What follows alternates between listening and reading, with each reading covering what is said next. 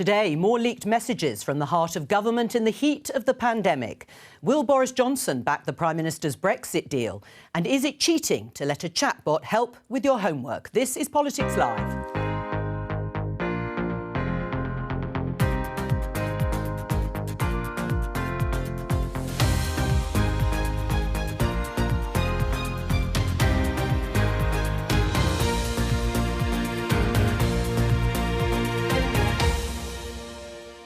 With me today, Conservative peer Lord Stuart Jackson, Labour MP Rushanara Ali, Daily Mirror political editor John Stevens and former Conservative Special Advisor Anita Boateng.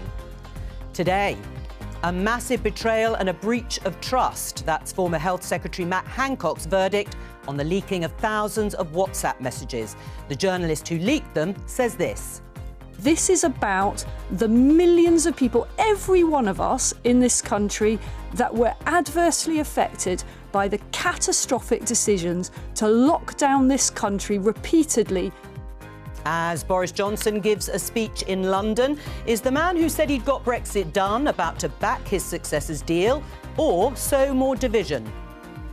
MPs clash with the Equalities Minister over the menopause.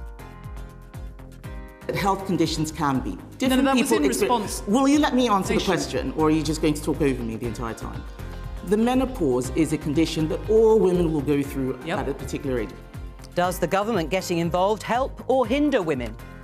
And should students be allowed to use this to help write their essays?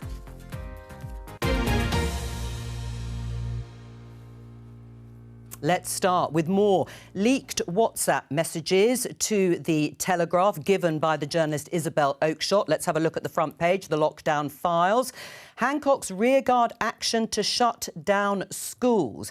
These are messages that point to the behind-the-scenes battle that was raging over whether to close schools between the then Health Secretary Matt Hancock and the then Education Secretary Gavin Williamson. As we know from yesterday, these messages were given to the Telegraph by the journalist Isabel Oakeshott, who's been critical of the government's handling of the pandemic and who helped Matt Hancock write his book, The Pandemic Diaries.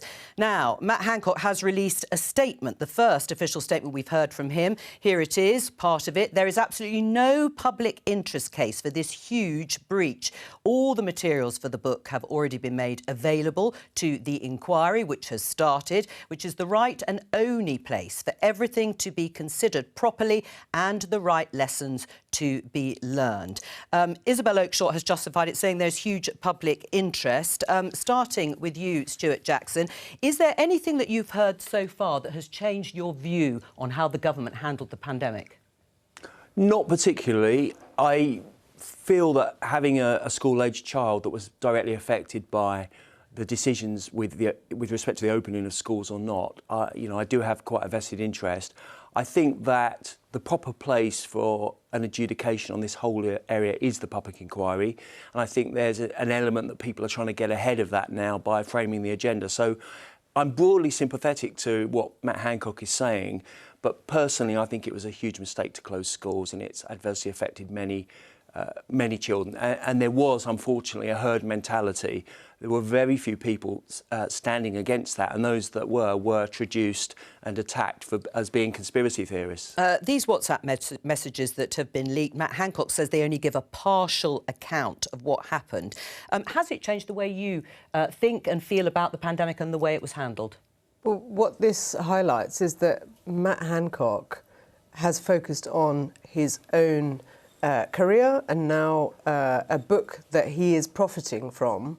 Yes, he's donated some of the money proceeds to charity, but the reality is this has become, Matt Hancock's made it all about himself when over 200,000 people lost their lives. Many of us lost friends and family during the pandemic, and what we need is the inquiry to be taking place and ministers giving evidence as quickly as possible. Right, so the messages haven't changed your mind. So is this telling you something either that you didn't know, you may be reading all of the messages that are coming out, or is it a case that you do just want to wait for the inquiry? Well, look, the inquiry needs to take its course, but the reality is we've got government ministers. We had last year, most of last year was taken up by Partygate and the abuse of the rules by very senior people in government. Now we've got the former health secretary profiting from the pandemic and trying to rebrand himself, and it's blown up in his face, and frankly, he deserves it. Is there a public interest case in looking at these WhatsApp messages in terms of how the government handled it? I think that we know that the government now does a lot of business on WhatsApp. You know, in previous days, they would have done this in meeting rooms with notes taken down by civil servants. Now a lot of the business of government is done on these WhatsApp groups with people like the PM, his ministers and advisors. I think there's obviously a defence that it is right that people understand how the government did come to making those decisions. But a lot of this stuff we did know already. We knew at the time that the government failed to put a protective ring around care homes. We talk about the battle going on behind the scenes between ministers on whether you open stuff or shut stuff. It was going on, you know, in front of scenes. We had that playing out in newspapers, different ministers briefing against each other. We knew that Matt Hancock wanted to shut things down while other ministers wanted to keep them open. Well, let's just give you a flavour of some of the WhatsApp messages from today. This is an exchange between the former Education Secretary and the former Health Secretary, and they have been discussing the availability of teachers' access to PPE, protective clothing, Anita. Gavin Williams says some will just want to say, teachers, they can't, so they have an excuse not to teach. They can't get access to the protective clothing. Matt Hancock responds, cracking announcement today. This is to do with exams. What an absolute bunch of arses the teaching unions are. Is it enlightening to lift the bonnet, if you like, on conversations like this between government ministers? I've been a special advisor. I know that sometimes these things have to take place and you have to build relationships between different cabinet ministers. You have to have those informal conversations. I think, honestly, it's generated a lot more heat than light. Like, as John says, we have a sense of what happened behind the scenes and some of the decisions that ministers were grappling with. And I do think that actually it's difficult to conclude on the basis of a two-person exchange what they actually thought about any of these issues and the other reasons why they might have said it. And I do think that actually being able to see all of the messages in the round with a proper inquiry is the best place to allow us to have a proper assessment and reach a conclusion about the handling of the pandemic. How would you have described the teaching unions? I mean, is that the sort of language you would expect in those sort of WhatsApp messages that no doubt ministers thought would be kept private? Well, some teaching unions and teachers did not cover themselves with glory. Some did extremely well and they could be very proud. But remember, Joe, we were in a situation which was completely unprecedented. We saw on our television screens the possibility from Italy in early 2020, hundreds of thousands of people dying. You cannot, in hindsight, now say, well, ministers should have done X, Y and Z. It was very, very But isn't that what the inquiry's going to do? They're going to look at exactly those decisions and why they took them. They are. And actually, I don't have a problem with those WhatsApp messages because some of the teachers were obstructive and difficult. Some public servants were obstructive and difficult. The vast bulk of public servants were fantastic and delivered the goods on dealing with this issue. But, you know, we have a situation fundamentally where there has been a breach of trust. I don't agree with Rushanara about this. Matt Hancock, I think, did a reasonably good job in very difficult circumstances. What do you think about those WhatsApp messages? I think it's disgraceful that public servants are being spoken of in that way and union leaders are being spoken of. People showed great courage and resilience during the pandemic in all walks of life, the public sector and the private sector, and ministers being unprofessional in this way just because it's a private group and calling names, that name, that particular expletive is frankly one deserving of the ministers using those words, not the public servants who were showing great courage and Downing Street have said they don't agree with it and they wouldn't use that sort of language, and whether or not they're in WhatsApp messages or not, these are and were thought to be private conversations. But private conversations where expletives are being used and terms of abuse being used is completely unacceptable. We wouldn't tolerate that among any other profession. Why is it right that ministers should be talking about... You've seen plenty worse, have you? You know, in private, I've been a special advisor. Anita's been a special advisor. These people I'm sure Anita didn't use that. Oh, Anita! What I'm saying is, in a high-pressure, 24/7 situation, unprecedented national It's no excuse. national Just like challenge. it's no excuse for breaking the rules that the government introduced over Partygate. But Roshana, I think we can all agree that no one would want all of their WhatsApp messages to be made public. No. Sure, of course. And there might Nodding sagely here. I think we can all agree about that. To someone. Well, that's true. I mean, he did hand them over, didn't he? Yeah, That's a different question. Well, yeah, whether he was right to and whether he was incredibly naive. Do you expect us to be sympathetic to somebody who's All right. handing it over so that he can profit from a ghostwritten book? Well, there are going to be many more of these WhatsApp messages. That I can be pretty sure of coming out in the coming days and weeks. We're going to talk about something completely different, and that's the government's approach, or politicians' approach, to the menopause. There was an exchange between the Women and Equalities Minister, Kemi Badenoch, and the Menopause Action campaigner, Caroline Harris, in the Commons. And this was about over whether there should be a pilot, whether firms should give women with the menopause a pilot or leave from work. Let's have a listen. You are speaking from a left-wing perspective on creating something. I am speaking from a right, centre-right perspective. I do not think. I'm sorry. I do. I think that it influences the approach that you take. I do not think creating another pilot on more leave is what is going to help women who have the menopause. Let's have a look at Labour's headline here in The Guardian about what they are going to do. Says it will urge UK firms to publish menopause action plan. Stuart, do you agree with Kemi Badenoch in terms of the idea of a pilot for firms to give leave to women with the menopause? I do agree with her. I think the Equality Act is a landmark piece of legislation, but what we don't need is more legislation. We don't need legislation by anecdote. We don't need grievance legislation. We need legislation in place, which we already have, to protect people's rights and make sure they're not discriminated against. Actually, Labour's policy I don't have a problem with. And can I just say, I think Caroline Harris is an excellent MP, a great campaigning MP, and she's very well liked. But again, this committee shows Caroline Noakes grandstanding as usual. Tory MP. Tory MP.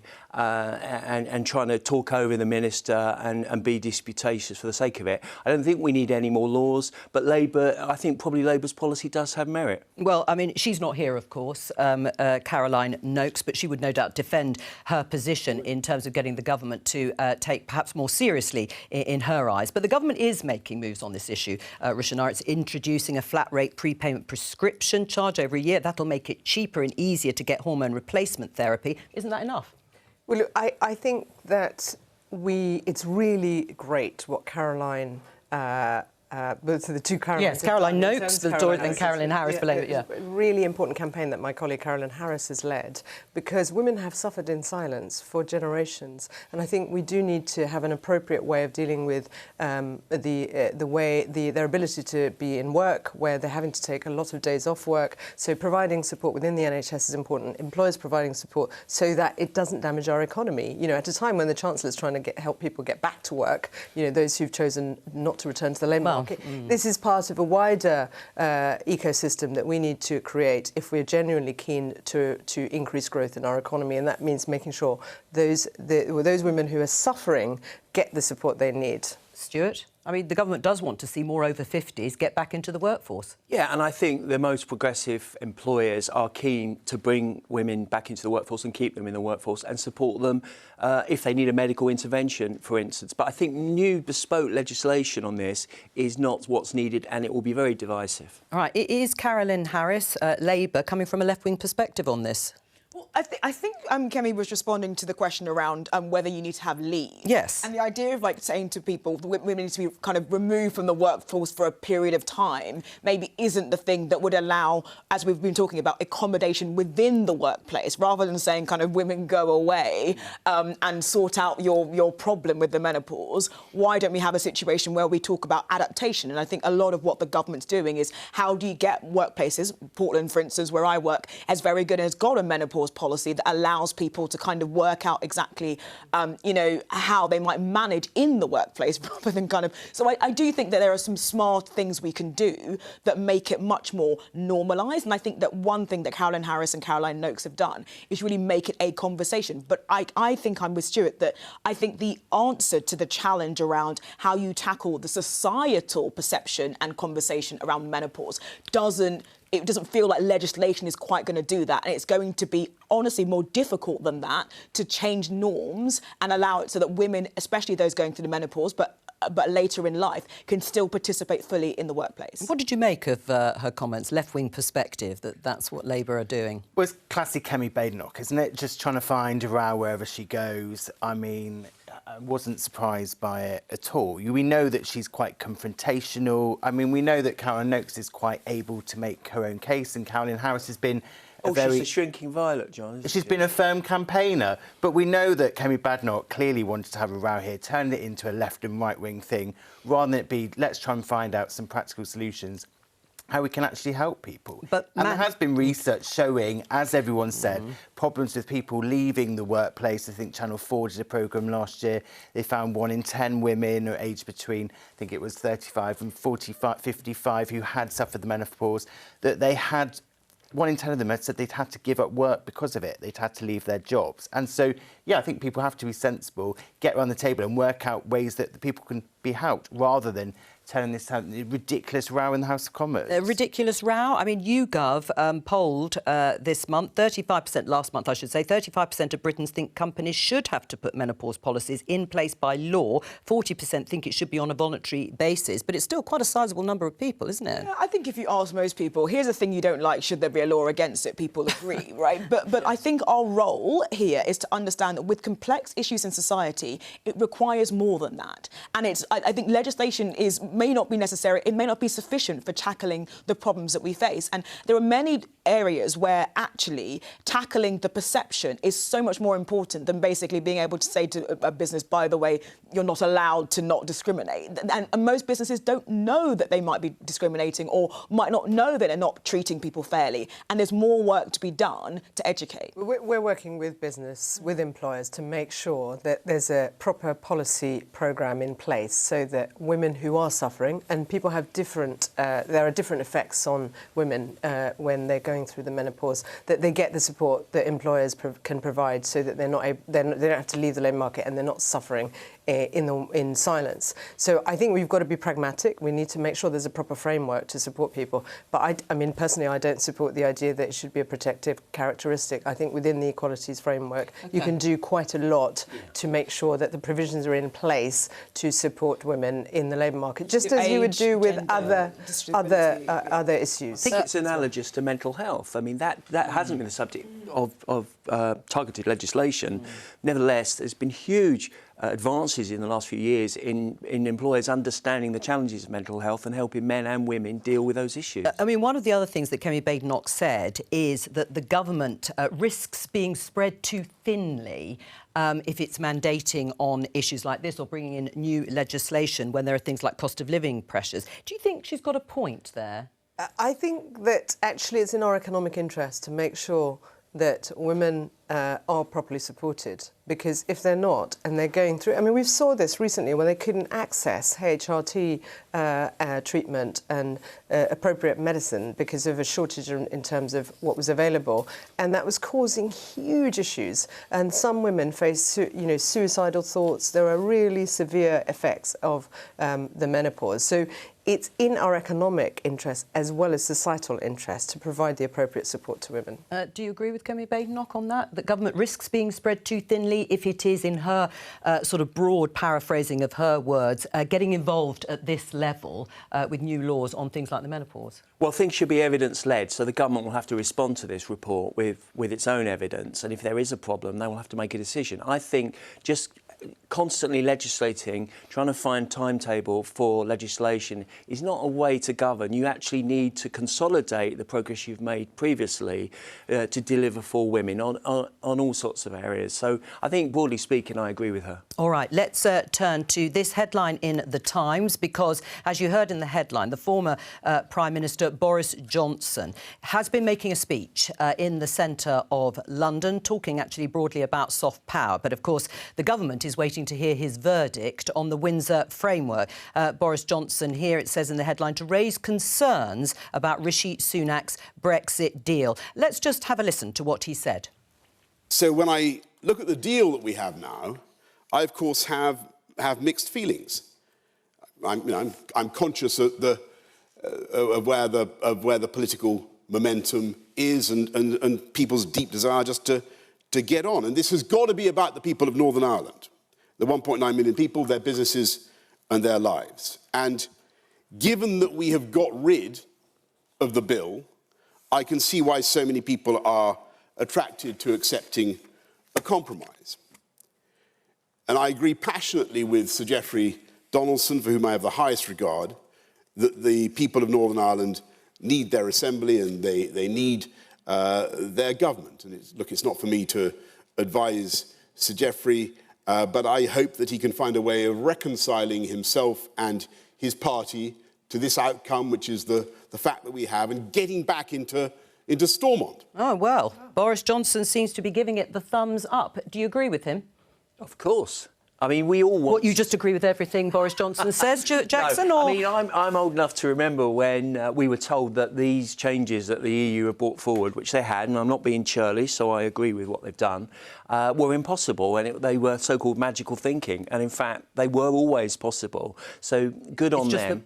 Boris Johnson couldn't achieve what... Well, because he was clearing up the dog's breakfast left by Theresa May in 2 years of completely fruitless negotiations, because from a position of weakness. The fact they have come to the table was because the Northern Ireland Protocol Bill was on the table. Right. And as Teddy Roosevelt said, you know, talk softly but carry a big stick. And I think that's why we've got to position where we are. But broadly speaking, I think he will not kick up a fuss and he will support the Windsor Agreement. Well, do you think they'll be breathing a huge sigh of relief on their away day? Rishi Sunak and Conservative MPs have gone on an away day because there's been welcome broadly. We haven't yet heard from the Democratic Unionist Party, but give us the analysis of how important and significant Boris Johnson's words are. Well, I think that his decision there, I mean, he said that for the last few days he's been busy studying the deal. There's a lot of Tory MPs who are critics of him, who say maybe if he spent more time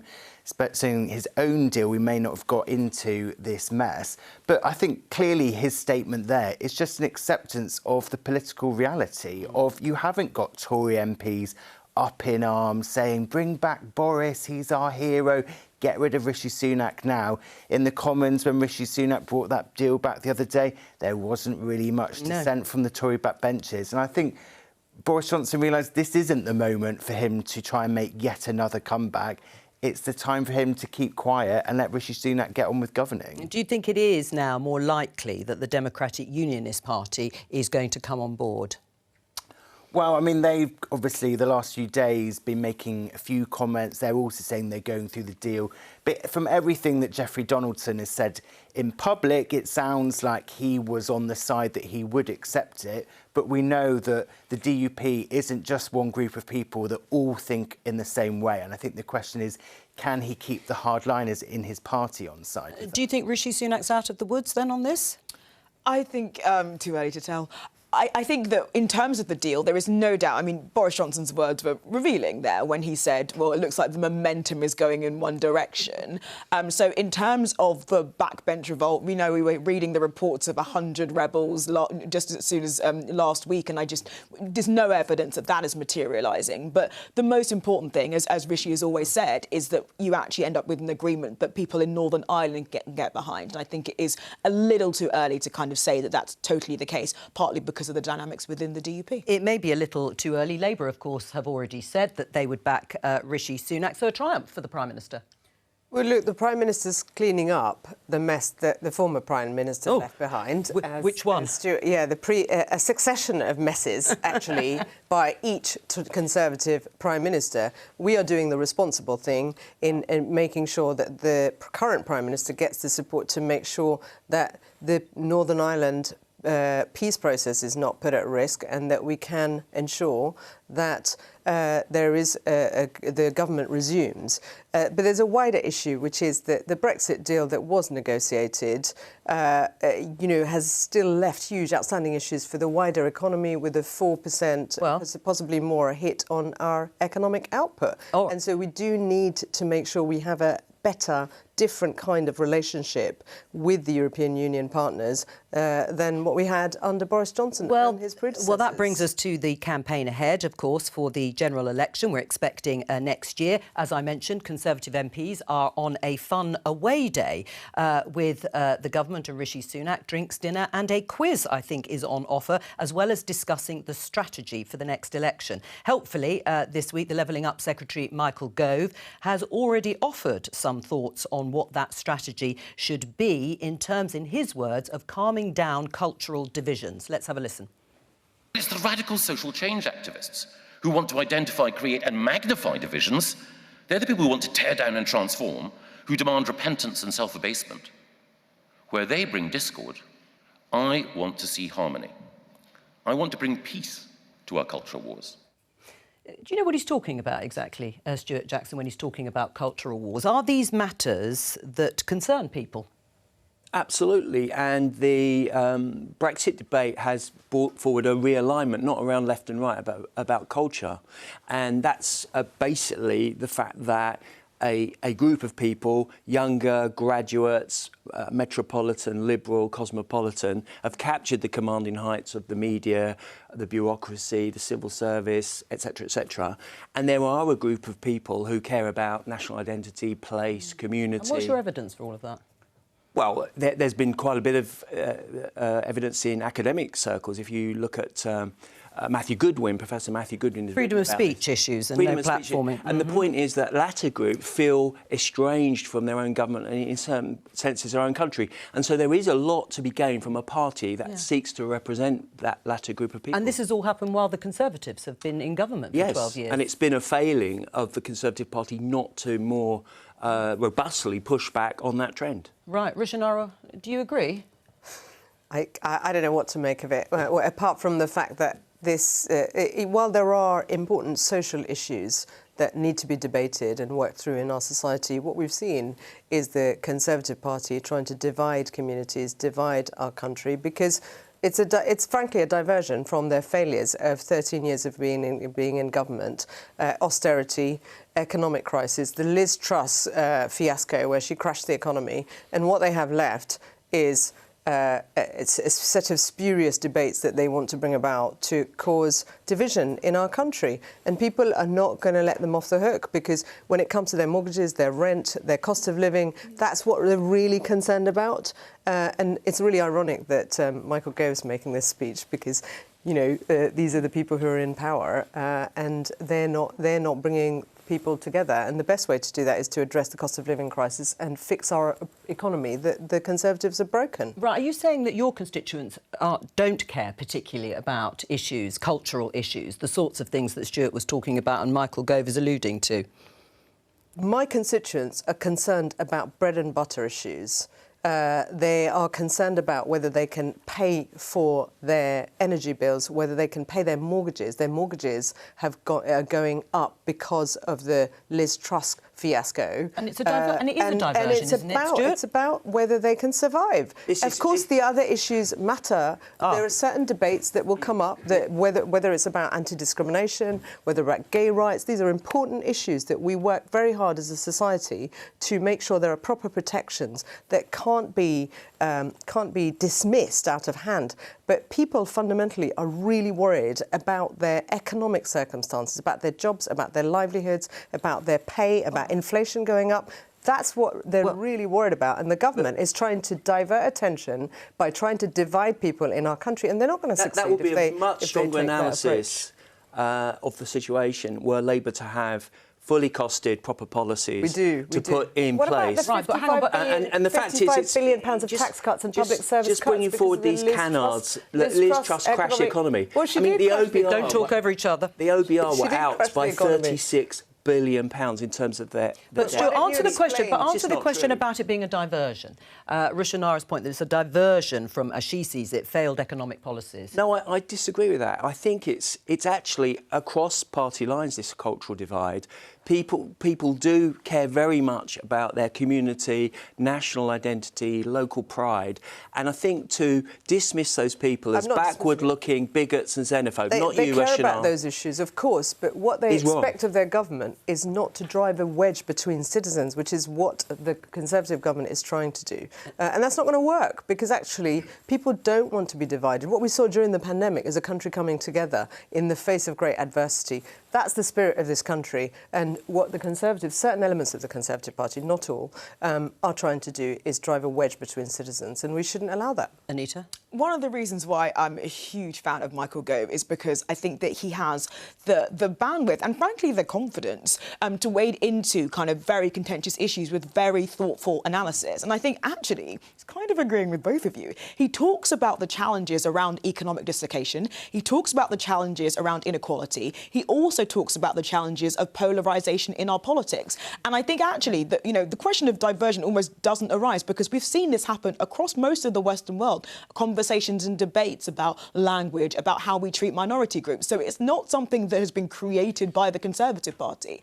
And just to finish the thought, I think that what we are seeing is Michael is, I think, accurately reflecting the need to, as Conservatives, always being champions of opportunity and champions of groups, but actually talking about some of the ways in which that has served to fracture our society and the way that we need to do things differently. I think it's a very nuanced point, and I don't think, actually, he's really weighing in on the question of whether this is an election-winning or losing strategy. No, I think it's much more about what we need to see as a society and our vision, and some of that's got to be challenging some orthodoxy on both sides that is very dogmatic and unwilling to look at some of the nuances of identity politics, but also got to be about healing those divisions. But there's plenty of people in your party, Anita, who think that you can win the next election by stirring up culture wars, that you can distract people from the cost of living crisis, that you can distract people from the problems going on with the NHS, and it's not going to work. We saw that in the Australian election last year. Scott Morrison was struggling, and to try and mask his inadequacies, he tried to stir up rows about trans athletes in sports, and it didn't work. And the Labour Party in Australia just said, you've got nothing else to say, that's why you're doing it, and they managed to diffuse the situation. So what is the evidence that Rishi Sunak is stirring up a culture war? And all like, his 5 pledges are literally about debt, about inflation. Yeah. Well, no. Let's look at the people who are in Rishi Sunak's cabinet, the people he's chosen to put in his cabinet. We've got Suella Fernandez in there. We've got Lee Anderson back now as deputy chairman of the Tory party. Don't tell me that Rishi Sunak doesn't want a culture war. They're speaking about things that don't matter, are they? I mean, stopping the boats, stopping illegal immigration is not important, is it? Bringing back the death penalty, as Lee Anderson put forward. Well, I'm just saying these are the sorts of things we discussed this yesterday. 40% of people, Joe, support I'm just saying, are these the sorts of things that you want to discuss? This London-centric approach, you know, it's just about people who don't really know, low information people. Where's anyone on this panel said that, Stuart? They haven't. It's totally... Hang on, let Rushanaras and I'll come back to you, Anita. It's very divisive, this idea that you can use London as a term of abuse. You know, I'm a proud East Londoner, right? And I think using that kind of disparaging language... I was a London Borough Councillor, so... Yeah, so this, you know, there are... Some of the poorest people are in London, so I think, you know, I'm a great believer in devolution of power, opportunity, and making sure we are a more equal society and resources are passed on to other regions. But please, let's not divide our country. You've just done it right now. You know, I have some of the poorest children in my constituency, but the idea that you should turn one part of our country against another is just a case in point. No, I'm just saying that you have to have a perspective which looks outside the M25. You have to look at the North West, the Midlands, South Wales, the North East. It's not just about the prejudices of people within Greater London as a term of abuse. I mean, does Labour need to talk about these issues more? I mean, Tony Blair, the quote is, he said, the right knows they're onto something with these cultural issues. Keeping your head down isn't a strategy. There is a big cultural battle going on. Now, this is from some time ago in the last couple of years, but is he right? But clearly there are knotty issues, and some of these issues are really tricky to work out what is the right thing to do, how do you balance different people's rights. If there was an easy answer to these things, then we wouldn't have a row about them. But the way to sort these things out isn't in a situation where you've got people pouring petrol on the flames, trying to stir it up just because they want an argument, not because they want to find a sensible solution about how to move things forward. People the cancel culture is ending people's careers as we speak. It's not a one-way street. So I'm still waiting for John to give me an example of the policies that Suella and that Rishi Sunak has announced that is stoking up this culture war. I think you're basically saying that the fact that people... It's about having a row. No, but hang on. But you're saying that your evidence seems to be there are people in the cabinet that might have a view about a cultural issue, and the fact that he even has them in his cabinet is an indication that he wants to start an election-winning campaign around it. I just don't think the evidence is there, and I actually think that this notion that I think sometimes that there is a kind of broad attempt within the Conservative Party to fight a campaign about that, I just don't think is borne out by the evidence of the policies that we've seen announced from Rishi Sunak. Except Michael Gove, of course, alluding to it in his speech. He's talking about the challenges that we have in our society. Again, I don't think there was evidence that he was trying to stoke up a culture war. Well, on that, let's move on to The Guardian headline on ChatGPT allowed in international baccalaureate essays. Content created by chatbot must be treated like any other source and attributed when used, says the International Baccalaureate. This is a good alternative, according to them, to A-levels, the International Baccalaureate, and they have entered into a discussion about how AI should or could be used to help students with assessed work. Let's talk to Dr. Mari Aitken from the Alan Turing Institute. Hello to you. It's the National Institute for Data Science and AI. We've got this new technology. How's it being used?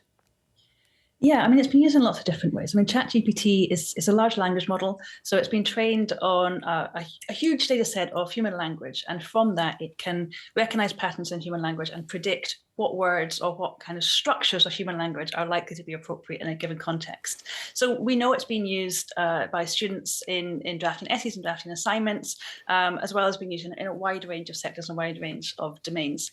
But what's really important to know about this is that all it is doing is finding patterns in language and producing outputs which seem convincingly like how a human might write or what a human might say in those contexts. But it has no ability to understand those words. It has no ability to understand the meaning or the implications of what those words are. So I think it's, we saw when ChatGPT was first released, there was a lot of concern about how this might be used in cheating, how it might be used to, plagiarize assignments or outputs. But I think, as there's more experience of how it's actually being used, it's beginning to be recognised more as this is potentially a tool that students can use to structure and format outputs. But if you rely on it actually for the content, it's perhaps not going to help you. It can't be relied on factually accurate content, and it can't be relied on to provide you any kind of analytical or critical thinking, which is what we often are really looking for in students' assignments. So whose side are you on? Oxford and Cambridge apparently are banning the use of it in assessed work. Others are considering it. Yeah, and I think we're still at the stage where we need to really consider the full potential impacts and uses of this. We're seeing these tools integrated into lots of different applications and softwares. ChatGPT has been integrated into Bing Search. We're going to see other similar large language models being deployed in different contexts. And the example of ChatGPT, being deployed in Microsoft products, I think we're likely to see this as in the future as being more like a tool that can be used to facilitate essay writing, but not to actually craft the ideas or the outputs. And I think that's really important. And it's really important to raise, awareness of the limitations of what these tools can actually do. Right. Mari Aitken, thank you very much. Is it cheating or should it be embraced, Stuart? Yeah, I'm showing my age now, really. Well, you're not alone. I'm not alone. I do think that this is a big paycheck for lawyers. I think you will have a lot of students trying to sue this company that produces it. I don't think it's right. I think there should be a level playing field. They should ban it completely across all examination boards. Do you? I really do, because I do think it undermines the very concept of proper study. Is it inevitable, though, Rishanara? Well, look, we know technology can be a force for good, is a force for good, but there needs to be proper arrangements, including potentially regulation around what is acceptable or not, because otherwise, you're right, you're not going to have a level playing field. I think also we need to be careful about allowing AI to encroach on the human capabilities and creativity. And we do need to have a clear, some clarity around what the appropriate balance is. So I'm afraid I'm going to side with the Oxford and Cambridge universities. Yes, and ban it from the assessed work. Well, absolutely. But I do think we need to look at this very carefully and more broadly about the risks and dangers posed by AI if it's taken to the extreme. Yes, it's got, as I say, it's got huge potential, but we need to get this balance right. Or are we all a bit behind the curve on this? I mean, students were well ahead. You're a bit younger, of course. Well, I still feel behind the curve on this one, but I mean, it seems at the moment it isn't at the point where it can produce you a proper, fully formed essay with proper arguments in there. I think actually if you... Well, but that's the thing. It might not be... If you put more input in there, you don't just write, give me a 2,000-word essay on this. If you explain more about the structure you need, the writing style, I think you would get out results which might resemble more something that you might need to pass some sort of essay exam. But we all know, the whole point of learning is you read stuff, you process it, then you analyse it, you work out an argument from it. And if that's not involved in your studying, if you're purely typing in, give me this, and then it gives you that, well, what's the point of that? Yeah, I think, this is fascinating, and there's so many elements of AI that I'm doing a lot of thinking about at the moment. And I think the difference is we're now in the kind of generative AI stage where AI is producing content. Yeah. And one of the challenges around that is that as Myra says, it has some benefits in being able to kind of instantly provide and synthesize information. Yes. But as a student, that's one of the crucial skills you need to learn. And so I think there might be contexts in which it does work, but for assessed work where you really want pupils, also in the working world, to understand how to actually accurately craft language. A lot of what you get from these things is kind of general platitudes, but students learning how to craft essays that actually involve and communicating language, I think is incredibly important. So I think there are potentially really exciting uses for this technology. It doesn't feel like students writing essays is the one that we should be focusing on. Right. Are you excited by it, John, or fearful of it? Well, I was thinking about this the other day. I was thinking, oh gosh, we're all going out of especially. Well, yes. But then I was thinking, political That's reassuring, Stuart. Actually, no joke. It's all about talking to people, getting the gossip from people. And if you can get a robot that can go into the stranger's bar and pick up tidbits about what's actually going on in the government, then good luck to them. Won't buy you a drink, though. I also think the point about creativity is particularly important, because journalism isn't just about the information. It's about how you create a story and a narrative. And I think we haven't seen a lot of evidence that AI is able to tap into humour, for instance, or all those other things that make it special. And especially, I just want to say, in the music industry and those kinds of industries, I think there needs to be really careful safeguards around areas like that where we need human creativity for that sector to Where thrive. does it end? This could be quite dystopian, actually, if AI is not controlled properly. Well, I think it is dystopian, isn't it, in every sense? Dr. Mari Aitken, I think you're still with us listening to this. Do you think it will destroy creativity, the sorts of things our guests have been talking about today? Yeah, there's very real concerns around this. We've seen, we've seen ChatGPT and GPT-3, which came before this, being used to draft blog posts, to write poetry or song lyrics in the style of particular genres or even particular artists. And there's been a lot of speculation about how this could be used in the future.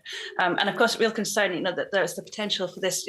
These models are trained on data or previous work, which is not attributed or credited, and artists whose work might be used within that process are not paid for their data being used in that way, but it can be used to then replicate or create outputs which mimic that style and mimic those outputs. Right. And that is really concerning. But whether it can actually itself produce creative outputs, no, I don't think it can. All it can do is mimic and regurgitate what has gone before. Dr. Aitken, thank you very much for joining us. A policy response, you said you'd like to see it banned from all examination boards. You'd like to see it more regulated. What are the sorts of things that you might do or look at? Well, we do need a really proper, clear process around regulating AI, both at a national level and international agreements. Because if you look at the study that was done in January, I think that was by Oxford University, about the kind of dangers of AI, if we're not ahead of the curve as states, then you can find yourself in deep trouble as societies. So I think we need to, and we've seen that happen with the internet and online harms. We're coming at it very late in the day in trying to retrospectively put in protection. So I think we should Well, get ahead of it. before I go on ChatGPT myself, that's all we have time for today. Thank you to all of my guests. Politics UK on tomorrow at 12:15 here on BBC Two and on the BBC iPlayer. From all of us here, bye-bye.